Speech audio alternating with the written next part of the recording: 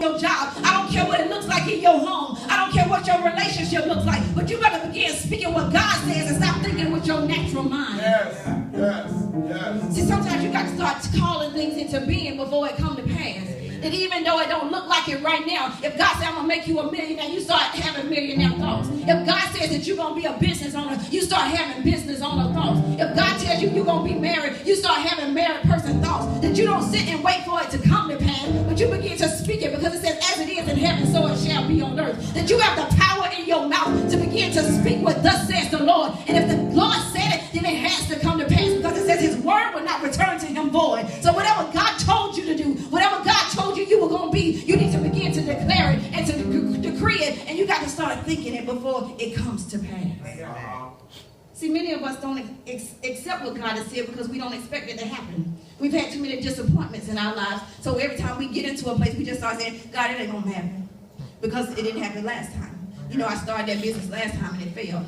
I got married that last time and it didn't work out. God, this happened and it didn't happen. This didn't work out like I thought it was. So we automatically go to God with our negative thoughts because we don't believe that God can do a new thing. See, we could have stayed in Atlanta, but that wasn't what God said. God said you need to move to Stockbridge. But we got to move first before we see it. And many of us don't want to make the move, and we don't want to declare the thing that God said before it comes to pass.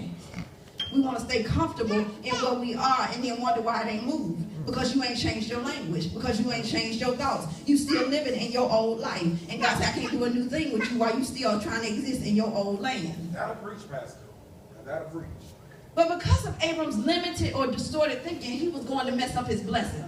Because he was trying to rationalize it with his thinking. And he went and said, you know, I got Eliezer, so maybe you're going to let this seed come through him. And see, we understand that if we read a little bit further, that Abram makes that same mistake before, because he goes and has a child with somebody else instead of waiting on God. And see, many of us keep making the same mistake over and over again because we go doing our own thing instead of waiting on God. But see, Abram was ready to settle for the idea of Eliezer instead of the son that he said was going to come through his own womb. Because he said, if you said I'm going to have some descendants, and I'm going to trust it's going to come through this one. But God says, you're looking at the wrong thing. See, we need to change our focus. See, he was looking at an external situation to happen to bring it to pass. But the seed was already in him because the Lord said it's going to come through your body. See, we sitting up here trying to look at who's going to make the blessing for us, who's going to open the door for us, who's going to make this happen for us. But God said, maybe you need to look again. Change your focus because what you need to get to your blessing is already in you. See, many of us don't want to ask God to show us what's in us because we think it's from somebody else. You think you got to go stand in the $100 line at the church before you get your blessing. And God said, I ain't got to get you in no $100 line. All I need you to do is to tap into what I put inside of you. I already created you to do something special. I already put the blessing on the inside of you. Didn't Paul tell Timothy that he needed to stir up the gifts that were already inside of him? Many of us already have the key to our doorway to our blessing, but it's got to be, we got to take what's inside of us and pull it out.